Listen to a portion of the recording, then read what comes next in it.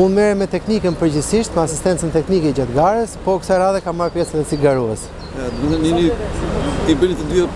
Mundohem ndihmoj edhe shokët që kanë nevojë për një asistencë normalisht mbas garës, sepse në garë që i ke vështirë me bërë asistencë. Po për ju si është më vështirë, ti je teknik apo garus? Më e vështirë është ti je dhe garus dhe teknik, të dyja bashkë. Të dyja ato që po bën. Kurse kur i bën tek e tek është shumë e thjeshtë situata, ke mundësi ta menaxhosh. Atëherë jam kurioz di për pjesën e defektit. Do defekti në mes garës. Çfarë do të me kronometrin? Atëherë, defekti është pjesë e garës, është pjesë e lojës. Prandaj edhe garat e gjata kanë një favor shumë të mirë dhe për ata që nuk janë profesionistë. Sepse gjatë shumë kilometrave mund ndodhi çdo gjë, edhe me atë që është profesionist mund të ketë një defekt që seri paron dot, po dhe ai që nuk është profesionist, duke menaxhuar kohën, duke menaxhuar biçikletën, mund të ketë mundësi që të arrijë rezultate gjatë garës.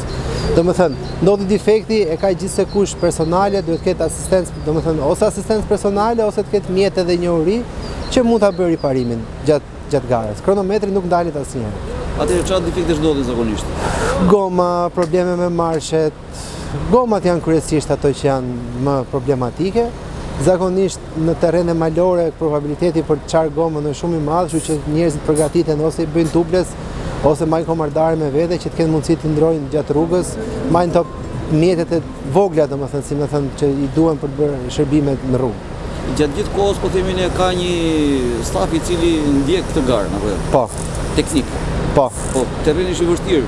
Terreni është shumë i vështirë dhe asistenca teknike nuk mund të jetë gjithkohës mbas garusit. Domethënë, dhe garusit të cilët kanë asistencë teknike të tyre personale, jo gjithmonë mund ta kenë tërkohën trajektore. Domethënë, i del asistenca nëpër pika të caktuara, që do thotë që garusi duhet arrit deri te pika e caktuar që të ketë mundësi të marrë asistencën.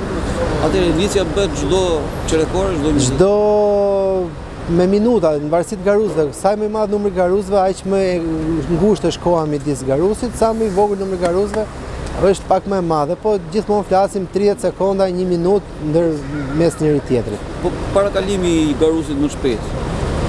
Nuk është problem.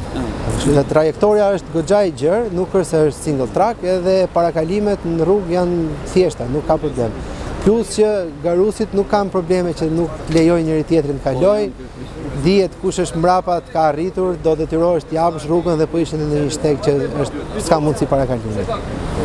Atëherë çfarë mesazhi keni për të rinjt? Të rinjt duhet fillojnë dalin sa më shumë me biçikletë, të marrin pjesë në sporte, mos i bëjnë biçikletat dhe t'i mbajnë mbyllur në dollap. Faleminderit, Lar, dhe ju uroj sukses.